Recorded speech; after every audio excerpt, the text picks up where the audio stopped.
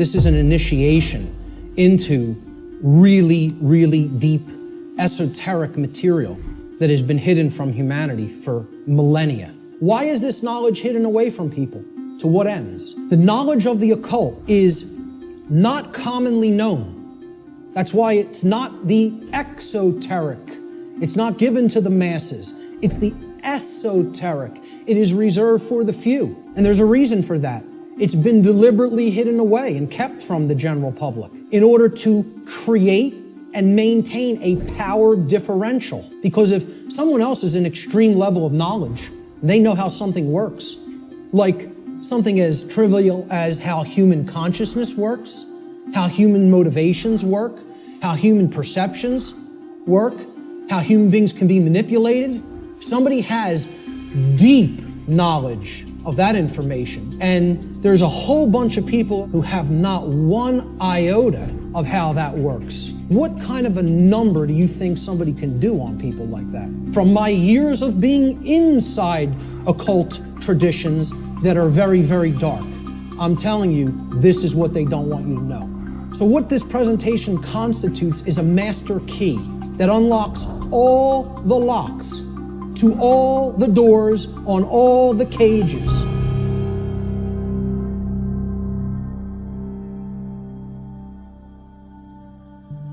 This presentation is called Natural Law, the real law of attraction, and how to apply it in your life. And I emphasize that term, real law of attraction. Many people will be familiar with the New Age variants of the so-called law or laws of attraction. And this is going to differ quite widely from what people have heard in the New Age community and in the New Age movement regarding what the law or laws of attraction are. These are the real laws of attraction you're going to be hearing today and hopefully understanding today. Human beings should consider with great care where their information comes from, the source for the information. And this is because by refusing to present certain information and by influencing people to dismiss, to dissuade them from looking into certain information because they're telling you that it's unimportant or unnecessary to consider, many modern institutions like media, like so-called education institutions, are seeking to actually control human perceptions. Or let's call it outright what it really is, to control the mind, okay? And therefore, to limit what human beings may even come to understand, and therefore by limiting what they are coming to understand, they're actually limiting what they're able to do, what they're able to change, what they're able to create in the world, okay? So you have to be skeptical of where your information comes from. And that's why I tell people at the very beginning, in my lectures, do not believe me. The worst thing you could do is believe what I'm telling you. You need to look into it for yourself, and most of all, you need to do personal introspection to really feel inside of yourself whether this information resonates with truth. Everybody has that intuitive capacity. That also has to be turned on and engaged and used. Human beings everywhere say that they want certain things in their life. And they say that they want certain things to be present for all humanity. Okay? We say we want certain conditions to be present for ourselves and our species as a whole. And we say we want things such as happiness, health, peace, prosperity, freedom, etc. And all these things are great things to aspire to. And we say we want them. Most people will say and tell you we want these things. However, I don't really feel that they're truly being honest with themselves.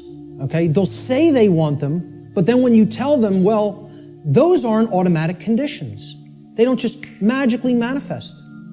Okay? There are requirements for obtaining these conditions. Okay? And people wouldn't say they want these conditions if these conditions were already omnipresent, right? They're saying that they want something because they don't have it at all, or at least in fullness, right? So when you tell them there's requirements and they believe that somehow they're going to magically get these things, right? Well, this is what the real laws of attraction are about. It's explaining Conditions that you want don't just automatically manifest by thinking of them or just having a feeling about them. This is a New Age deception. Requirement exists in nature. It does exist. If you want something to be different than the way that it already is, than the default conditions, then requirement exists. If you're okay with things being the way that they are now, requirement doesn't exist. There are no requirements to creating change. You just accept the default conditions the way they are now and go on with your existence and accept it's going to be this way and possibly get worse. But if you want real change to happen, requirements exist. So what are these requirements? We need to know certain things. Knowledge is required. Knowledge. The information regarding natural law is occulted knowledge. It is knowledge that has been hidden from humanity. Okay? It's held by the few, which is represented here at the top of this pyramid. You can look at this as a pyramid representing knowledge or ignorance. At the top of the pyramid, you have knowledge. It's the higher you go in the pyramid, the more knowledge. Okay? But the pyramid tapers because at the top, very few people understand that information. Very few people have that knowledge and have actually integrated it into themselves to the point where it becomes understanding. All right? Down here, you have no knowledge, the ignorant masses. Okay? And up here, you have the people who are in the know, right? Who have this knowledge about how natural law works and are actually using it for a certain reason. So please, as you go through this seminar, please keep in mind, if I ever use the term occult, all I'm talking about here is hidden knowledge. That's what it means. Occulted knowledge is hidden. The knowledge of natural law and its operations constitutes what I call the most deeply occulted or hidden information that exists on this planet. You will not find any more hidden information. This is the thing that all the distractions are there for, to keep you from learning. The endless trivialities, the nonsense you hear on the news, all the video games, all of the nonsense television, the sports, it's all there to keep people from understanding this. And I can't get you to accept that or believe it, and I don't ask you to believe it. I'm telling you that's what they're trying to, from my years of being inside occult traditions that are very, very dark. I'm telling you, this is what they don't want you to know. Please recognize when I use the word truth, that is all I'm talking about. I'm not talking about the mind of God. I'm not talking about the entire reason for the existence of the universe. I'm talking about the events that have taken place in the past and are taking place in the present. That's all. And guess what? That's all the truth is. We want things to be true. That doesn't make it so. That's not what makes truth the way that it is. What makes truth is the way that it is what behaviors were taken and what is the actual effect in the manifested world. That's how things are. It doesn't matter how we want them to be. They may be a completely different way right now than we want them to be. But most people in the world, they kind of believe that they're the arbiter of truth. And that's a bad place to be in. That's a very, very low level of consciousness. To think that if I don't believe that it's this way, it's not this way. Many people are trapped in that state of mind. The laws of the universe don't care about you. Laws have been created in this realm that work flawlessly. 100% of the time, flawlessly. The creator of the universe set these laws into motion, put them into effect, and they bind you. You and I are bound by these laws, whether we like it or not, whether we accept it or not, whether we understand it or not. They're in effect, and you are already creating the reality that we are experiencing based upon interaction with these unseen laws. Already. You're already doing it. You can never not be doing it. That's an impossibility. Let's look at the dynamics between discovery and belief, the difference between discovery and belief. Because again, natural law is capable of being discovered, understood, and harmonized with. What this is saying, this exists, you're bound by it. The best you can do is to understand its operation like you would understand gravity, and therefore not just walk toward the edge of a 200-foot cliff that is bottomed by jagged rocks. If you're intelligent and you understand how the law of gravity works, you won't do that behavior. So natural law has nothing to do with religion. It's not a belief system. It's a science. It is a discoverable operation that is already in effect that we can either understand and align our behavior to, or remain ignorant of and suffer as a result of that ignorance, because it's already in effect and already has a binding effect upon you and your behaviors and everyone's. So when it comes to belief, and anybody that was trying to propagate a religion wouldn't put this slide up here. When it comes to natural law, it works just like gravity. So the clown that's going to jump over the cliff saying, I don't believe in gravity, what's going to happen? Down he goes. Because belief is irrelevant. Because natural law does not care about you. It does not care about you. It is in effect, no matter what you do, deal with it. So let's look at consciousness and the human brain. Okay? Because consciousness is an intangible force. Okay? It's something that exists, but you can't really see it. Many people even have a hard time explaining what it is. But there is physiological expressions for consciousness in the physical domain, and the brain is one of them. And of course, people will say, well, don't leave out the heart. Of course, the heart is also very important. Heart has an even bigger electromagnetic field than the brain and is tied into the physiology in an even more complex way than the brain is. But we need to understand the basic structure of the brain to understand the types of imbalances that go on within it that lead to these debilitating conditions within humanity that continue to create suffering for us. And also, what these belief systems do is they prevent the activation of the heart and the actions, of care and action. Not only do they prevent real knowledge from manifesting within the being, they prevent care, and they create apathy, and they create inaction and cowardice, so that we don't actually act and take action based upon what we've come to know. So let's look at how the brain and consciousness actually work. People will also try to give ridiculously overcomplicated and mystified definitions of what consciousness means. And many people are even scared of the term, okay? We have to demystify these terms and bring them down to real simple English and real simple concepts that the average person can grasp, okay? And stop trying to make it more complicated than it is. Being conscious of something, meaning having consciousness of it, is an ability of the being to recognize patterns. Remember, this is all about pattern recognition. To recognize patterns and meaning with respect to events that are taking place or have taken place, okay, both within oneself, okay, in the inner realm, in the lesser realm, the realm of the individuated consciousness, and in the realm in which the self exists and operates, the macrocosm. So it's our ability to accurately perceive truth of what has happened and what is happening. That's consciousness. That's consciousness. And it's made way overly complicated by people. It's mostly made overly complicated in the New Age movement, again. Now, how does consciousness express? There's a difference between what it is and how it expresses in our life.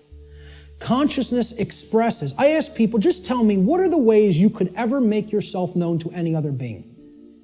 How can any other being come to know who you are in this incarnation, in this physical manifestation? How could they possibly come to know you? How could you manifest yourself or make yourself known to them? And there's only three ways: thoughts, emotions, and actions. Okay? And I would say speech falls into the line of the combination of thoughts and emotions. And speech is also a form of action. I'm using force to, make the air flow over my vocal cords to make sounds come out so that you can hear what the concepts I'm trying to express. So it is a form of action. And it derives from what we have thought up to this point and the emotions that we have, and we could express it through speech. So thought, emotion, and action. Thought you have to look at as the creative force that is the expression for consciousness within the individual. Okay? So it's a neutral force. You don't look at your thoughts as masculine or feminine, do you? But you do look at them as creative forces. In order for anything to manifest in the physical domain, it had to first exist as a thought.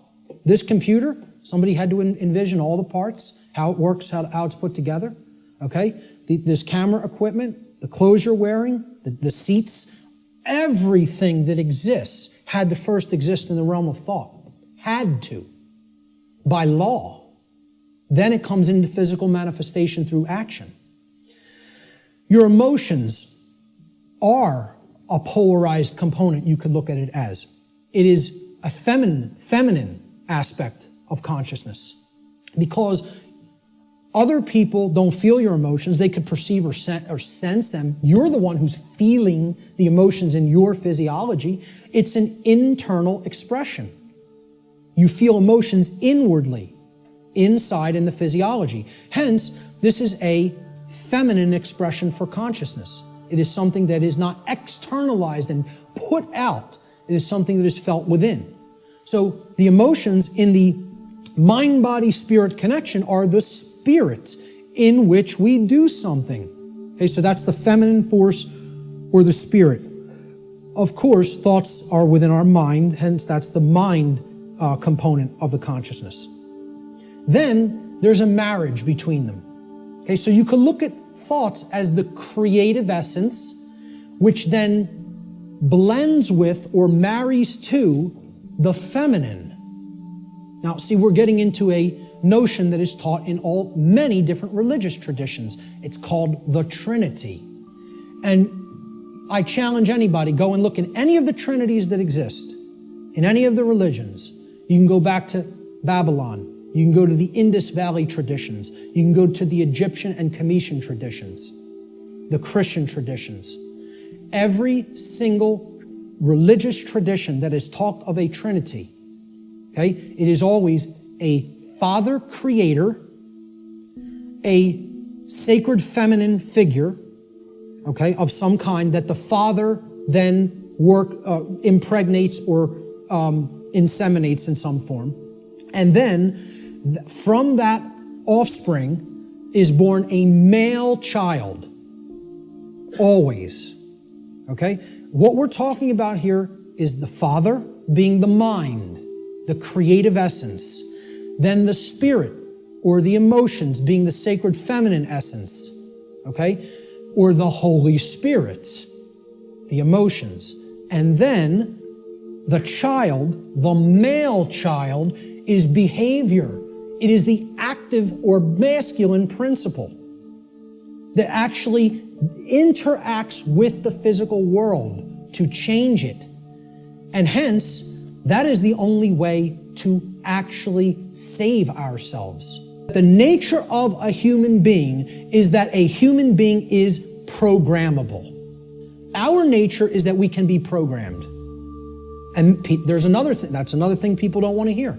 They don't want to hear this. I'm not saying we are computers. I'm saying we're like them in the ways that we can be programmed. So what gets put into a person through the environment, which is called the culture, all right, and becomes their programming, determines what they will output onto the screen, which is called human life. And that will create the human condition in the aggregate as more and more people operate that way. All right, so let's look at how this works. Human beings are programmable much like computers. Like a computer, if a human being has a bad file system format, that's the first thing you do when you're going to get ready to use a computer. You have to format the drive. A file system format is you got to format the hard drive so you can prepare it for a specific operating system, which is basically the task controllers. It's going to control what happens on the computer, how programs get launched, how memory is used, etc. in a nutshell. All right. If the human being has a bad file system format, right? This is akin to the operating conditions during a child's formative years, the first 6 years of their life, essentially. Now, think about it. We call this their formative years. Their formative years, like a format on a hard drive, because this is what puts the file system into the human being, that prepares it for its operating system. Okay? So, largely, what programs the child at this stage is the parents and what they will see in their immediate environment at home and during their very early years in, quote, schooling. All right? Now, if, like a computer, if a human being also has a bad operating system, again, they are basically providing a platform that other programs will run in, and they're providing a graphical user interface. This is your culture. The operating system is the culture in which the programs run, okay? So let's say if you have a bad operating system, meaning you're already surrounded in a bad environment, in a bad culture, right? That's also going to negatively impact the output. And then they have bad software programs. Now, these are the programs that you run. Now, if I didn't have a good presentation piece of software, my presentation might come out sloppy. It might crash in the middle of it. It might not display the graphics or the text properly. Okay? So you got to make sure you're working with good, reliable software as well. Now, what the software is the belief systems, what the person has taken into the mind and is processed and made part of themselves. And now, if all of those things are bad, we have three bad components. The format is bad, the file system format, which is the formative years of the child. Okay? The culture is bad, meaning they're already growing up in a bad culture or in a culture that condones moral relativism, etc., and doesn't understand natural law. And the software programs that have been input into the child are bad, meaning their belief systems, okay? What do you think the output of that, quote, computer is going to be like? Is it going to be good? Is it going to be chaotic? If I screw up my system's hard drive format, if I put an operating system that is like at alpha state and it's not ready for prime time because the development's not finished, it's half-baked, okay? And then I load crappy software that's full of bugs and the developers didn't really care about programming them correctly. Do you think that computer is going to operate properly and give me the output on the screen I'm looking for, or output on the printout I'm looking for, or output on the internet that I'm looking for? Good luck. If you know a little bit about computers, you're laughing now because it would be ridiculous to assume that it could do that. Well, why do we think that we're going to have that in our environment when all of these things are badly programmed? See, the output onto the screen is also going to be horrible if all those three things, you know, that determine how the system works are also bad. So it will contribute to deteriorating conditions on a mass scale. Like a computer, the behavior of a human being largely depends upon its programming. And its programming is the quality of the information that is being input into it. The quality of the information it's taking in. The quality of the information it's taking in is going to determine the quality of the information it's outputting, like any other computer. So if garbage goes in, surprise, garbage is going to come out. If good information goes in, quality will come out. And the output will be as one wants it to be. It will be able to process and create efficiently, effectively, not chaotically. Here's a very simple diagram. Again, if people understand it, they really get how natural law functions. And again, it's very unpopular. People don't want to look at what the bottom base foundation or platform of this structure is. Because once again, this idea that knowledge is what's required makes many people upset because they want to believe they're going to achieve these things they say they want without doing the work to acquire that knowledge, and therefore understand the requirements for obtaining those conditions. So we start with available information. This constitutes potential knowledge, and it can become knowledge if it's taken in, if it's amassed, if it's aggregated, okay? It can be gathered, it can be processed, it can be understood, and then it can be acted upon. You could call this the grammar stage of this three-part process I'm going to explain. Okay? You could also refer to this as the input stage. If we're looking at it in a computer model, this is the stage of inputting information or programming something. Okay? Now the next step that's built upon this is once you've taken information in, necessary information, you then come to a position of understanding it. You know what it means, you recognize the patterns. All right? So this is the second step in this process. Now, your understanding or lack of understanding, okay? Now, in the first stage, your knowledge or lack of knowledge is going to lead to understanding or lack of understanding. If you have understanding present, your decision-making processes are going to be in harmony with what you say you want. Okay? You're going to understand, if here's what I want, this is what's necessary to get that, to make that happen, to manifest it. That's understanding. It's a decision-making process that happens within the mind.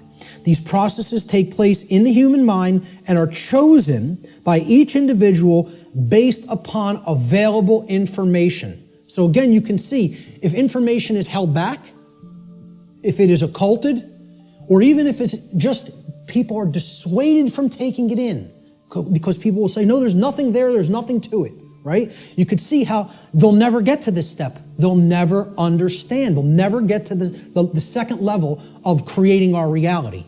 The third stage to this process is what you do with what you have come to understand, to know and understand. So this is the action stage, okay? Each individual's behavior, the behaviors that they choose through their own free will, is based upon the quality of their decision-making processes that are happening within the human mind. Okay? That process, as we've already seen, is in return based upon the quality of available information. So this is behavior. See, people don't think of wisdom as behavior. They don't think of wisdom as action. They think of it as something that you just know. No, wrong. Wisdom is not knowledge or understanding. Wisdom is action. Let me say this again. Wisdom is action. It is knowledge and understanding that has been applied. So, based upon these three processes, something is generated. Something is created in the physical manifestation, physically manifested reality, the real world, so to speak. So, the manifested reality is based upon the aggregate behavior. Aggregate behavior. No one person is creating the reality we are experiencing. Okay? It's another fallacy of the New Age movement and thinking. In the aggregate, we are creating our shared reality. All the behaviors put together creates the output on the screen, or the generated result. Is it orderly? Is it chaotic? Well, that's going to be based upon whether someone took in the information, processed it efficiently to come to an understanding, and then acted upon it. The manifested reality is the quality of the condition which manifests in any given society based upon the aggregate quality of human behavior within that society. This is how our reality is actually created. The conditions that we experience as the daily events of our life. It's a simple three-stage process that leads to a result. And for many people here, you will recognize, if you've looked into this discovery process and this creative process, is known as the trivium. This is what the trivium is. In the ancient traditions, this is what the trivium was labeled. It was labeled knowledge, understanding, and wisdom. The trivium methodology of truth discovery has been completely obliterated from public consciousness. Many people have never heard the word. Instead of the trivium method of learning, the classical liberal arts education methodology, because they want to try to sanitize that as much from human consumption as possible. They don't even want you to understand how that works at all. So you got to look into it and understand how it works. That's all I can say about it. It is how we build our reality, either efficiently or destructively. So, let's look at what some of the principles of how natural laws work first, before we can actually find out what the expressions of these laws are in our lives, which will be the next section. These are what I call the general principles of natural law. Natural law is expressed through 7 basic underlying principles, plus what I have referred to as an 8th or hidden principle, which you hear very few other researchers, even people who are studying this from the occult perspective, who are studying this from the consequentialism perspective, you very hear them incorporate the 8th and all-encompassing principle, which I'll get to last here. This 8th principle, which I call the lost principle, binds all the other 7 principles together. All right? These principles together constitute a master key through which universal wisdom, including the knowledge of the requirements to obtaining what we desire, is then unveiled or de-occulted. These are the 7 general principles of natural law. Many people who have studied some variants of occultism may recognize these as what are known as the Hermetic principles. Hermetic essentially comes from Hermes. Hermes Trismegistus, the thrice great one, as he was referred to in the ancient Greek mystery traditions. 7 general principles. They are mentalism, correspondence, vibration, polarity, rhythm, cause and effect, which is a huge one, which we'll be getting into, and gender. So I'm going to briefly describe what each of these are and what they are about. The principle of mentalism states that the all, everything in creation, is actually a manifestation of mind. The all is mind. Okay? What this means is everything that happens has to be a result of a mental state which preceded it. Everything. For anything to exist, thoughts had to form first, and then they formed the physical reality after. The universe itself is a mental construct of the Creator. Thoughts lead to the manifestation of things and events. Thoughts create conditions. Thoughts create things and conditions. They cannot just magically manifest themselves. Thought comes first. Thoughts create our state of existence and the quality of our experience here on earth, ultimately. Therefore, we should be responsible for everything that we create by being responsible for that which we think. Because the thought processes are what are driving the behaviors. People behave the way they do because they have certain belief systems embedded in the mind and running like a program. Their thoughts and their emotions are driving their actions. So the behavior is not magically suddenly going to just change. The thoughts and emotions have to change because they're the driving force behind the behavior. That's when reality will change. See, people don't want to hear that, once again. They don't want to hear, if you want to change reality, you, yourself, have to change the way you think. Because the way you think is not conducive to the requirements for getting what you say you want. They're doing the exact opposite of that in many cases. So that's the principle of mentalism. The principle of correspondence states that that which is above is similar or like to that which is below.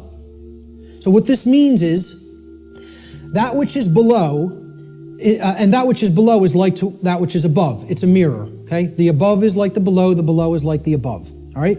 The above, in this case, is the macrocosm, okay? The laws of the very large things, okay? The laws that govern the creation which we consider is seemingly outside of ourselves. We know at the deepest level that it's not, that we're one with it, but, we perceive this as out here, the laws that govern the large aspects of things. So the macrocosm, or the very large, the totality of everything, and the microcosm, which is the very small, or the individuated units that comprise the whole in their aggregate, okay? They are reflections of each other. They cannot be separated from each other. As one goes, the other goes. The universe is actually a holographic system. A hologram is an image, okay? You pass a laser through it and then projects a 3D image. Okay, it's like a flat image and it projects a three-dimensional image. But the aspect, why they call it a hollow, like holistic, hologram, holistic image, is if you break a hologram into multiple components by cutting it. So if I take a hologram and I cut it in 4 pieces, you don't have a quarter of the image on one part of the hologram and a quarter on the other and a quarter on the third and a quarter on the fourth. You have 4 whole images that only lose their resolution by a quarter. Okay? So everything is contained in all the smaller parts. Okay? That's like the reality that we're living in. Our universe is a holographic one. So the universe is inside the individual. And the entire universe is like an individual. They're reflections of each other. To know the workings of the individual will help lead us to an understanding of the macrocosmic laws. Similarly, to learn the macrocosmic laws will help us to learn the way that consciousness within the individual functions. These two things cannot be separated from each other. And once again, as I said near the beginning, that's what occulted knowledge is. The knowledge of the occult is how the microcosmic world works, which is the individuated consciousness, and how the macrocosmic world works, which is natural law. So the other part of the principle of correspondence is that our reality is also fractal in nature. Now, if you studied fractals, these are self-similar mathematical generated patterns, okay? We see this through things like Fibonacci sequence in mathematics, and this is repeated endlessly throughout nature. Okay, so you look at the structure of the atom, and it's similar to the structure of the solar system, which is similar to the structure of the galaxy. They work the same way. They look the same. You pull back enough, you'll keep seeing the same pattern repeat. The principle of vibration simply states that there is no such thing as rest, as dead or non-motion. Okay? Death, in that sense, is an illusion, because true death would be the cessation of all motion and energy. There is no such thing. It doesn't exist. You cannot go anywhere in creation where something is at complete rest. Everything moves, everything vibrates, and at the most fundamental level, the universe and every single thing which comprises it is ultimately pure vibratory energy that is manifesting itself in different ways, different frequencies, different vibratory forms. The universe has no true solidity as such, as we imagine solidity at the macrocosmic level. Matter is merely energy in a state of vibration. And what this is, if we truly understand this, and many sciences are now finally really understanding this and trying to propagate this knowledge out into the public, we will come to the understanding that this is a spiritual construct for experience to be gained, to have an experience and learn and grow in consciousness. That's what the purpose of this whole thing is for. Nothing is truly solid. You know, it's again, like we say, we are spirit having a human experience. The whole universe is spiritual, having a experience in solidity. All right? That's how you have to look at the principle of vibration. The principle of polarity states that everything has a dual nature to it. There are polarities in everything that exists. Okay? Everything has poles. Everything has its pair of opposites. However, opposites, they are identical in nature, but they're different in degree. So let me give you an example of what that means. Are hot and cold really opposites? Or can we simply look at them as the presence of heat energy or the absence of heat energy? Meaning that they're the same thing, energy. And whether it's concentrated in a specific area, which would make it hot, or whether it's absent from a specific area, which would make it cold. Okay? That's what hot and cold are at the fundamental level. At our level of perception, they're opposites, but at the fundamental level, they're the same thing, energy or lack thereof. Just like those 3 stages of the trivium. Are knowledge and ignorance the same thing? Yeah, actually they are. Because truth is always present. It's a matter of whether it's taken in and processed, or whether it's refused to be taken in and it's not processed. Extremes can meet and blend and, play with each other, like as depicted in the yin-yang symbol, masculine and feminine. They need to be blended. And at some level of reality, everything that is seemingly contradictory may be reconciled. Now again, I stress the term at some level. At the unified field level, everything is consciousness, pure consciousness. Let's look at the principle of rhythm. Everything flows out and in. Everything has its tides. All things rise and fall. Okay, so everything has a rhythm to it or a swing to it. There's tendencies that exist in energy. The pendulum swing manifests in everything that we undergo, everything that we perceive. The measure of the swing to the right is the measure of the swing to the left. It's just an opposite. It's perceived as an opposite. Rhythm will compensate. Now, how this should be understood when we are talking about natural law is many people will say, well, that's just the way the tendency is moving us. It's just the way the tide is taking us, right?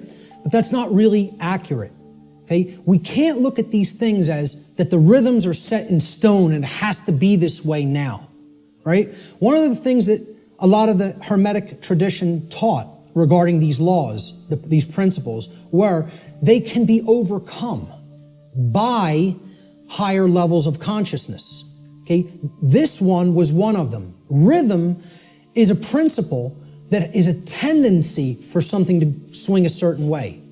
Let's liken it to genetics. You know, if you look at some newer biology, a lot of modern biologists are suggesting consciousness plays into whether a gene activates or not and expresses a certain condition. Well, this is the same way.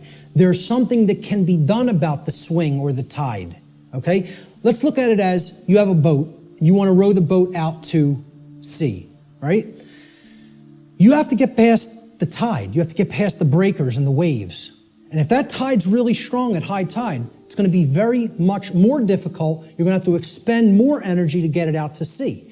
If, however, you were taking it when the current's moving out to sea, okay, there's a flow that's moving outward deeper into the ocean, and you start rowing that boat then, you're going to be able to do it much more easily. Okay, so if there's winds pushing along a plane, it's going to have to expend less energy. It's going to get there more quickly, okay, because it's adding to the energy. If, however, you're flying against the wind, you got to expend a lot more energy. It's just a tendency. You can still get to where you want to go. You may just have to exert more effort. So that's the principle of rhythm. This is the principle here in natural law that most fits in with how I'm using the term natural law today, cause and effect. Many people, again in the New Age community, don't want to believe that there's causes and effects, and that effects are driven by causes that come first and then manifest conditions.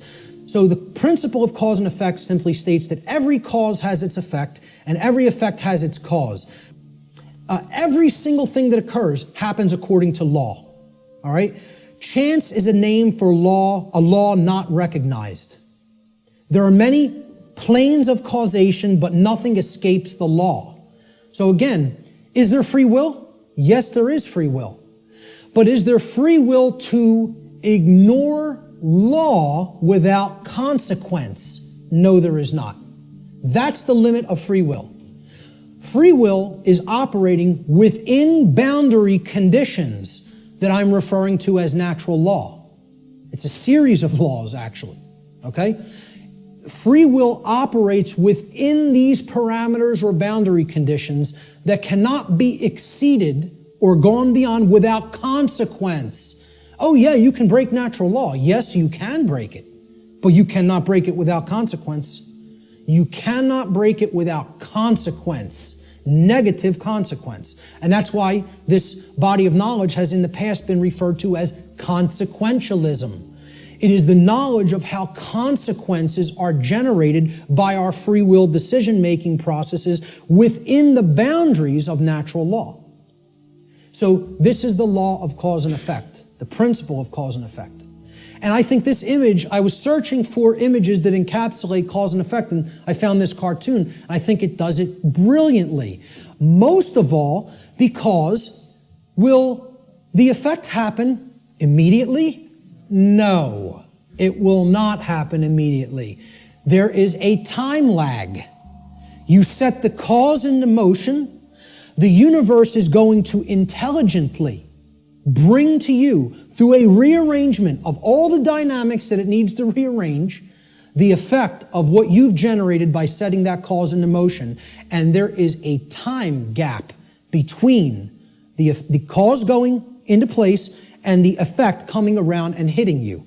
This is why the pattern recognition of cause and effect is more difficult, because it is separated by a time lag, by what we perceive as linear time. For some people familiar with my work, you've seen me break down the Matrix trilogy. And the law of cause and effect is brought forward extensively in the second Matrix movie, The Matrix Reloaded. And the scene that encapsulates this the most is the character of the Merovingian, who tells to the heroes who want to be free from the Matrix and its control, okay? You are coming to me without an understanding of why you are in this position.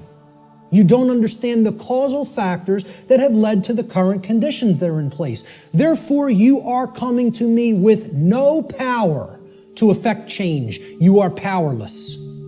So why should I help you? You're powerless because you lack knowledge and understanding of what set these events into motion. Why? The question why, he says, why is the only source of real power. Without why, you are powerless. He's talking about cause and effect, and he says it specifically. Causality, he calls the only real truth. And this is the villain. The words of truth come through one of the, it's a big technique in Hollywood too. The words of truth are spoken by the villain in the movie or in the series. Everything starts with choice. And Morpheus is correct. Our choices set that causality into motion before it becomes an effect. And the Merovingian tries to tell him, no, there is no free will. That's where the dark occultist will give you the bulk of truth and then poison it with that one thing he wants to get you to accept. Okay?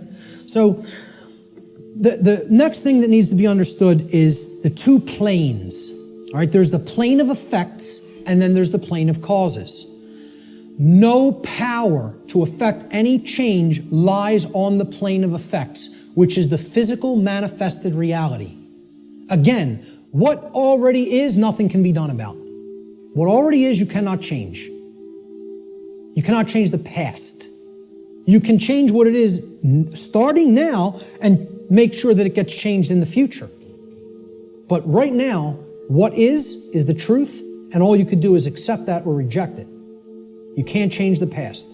So the physical world that is manifested up to this point happened because of things that occurred in the past. The causes happened in the past. Nothing you can do about that right now. No power to affect any change lies in the world of effects. Cannot be done. You are rearranging the deck chairs on the Titanic while it sinks.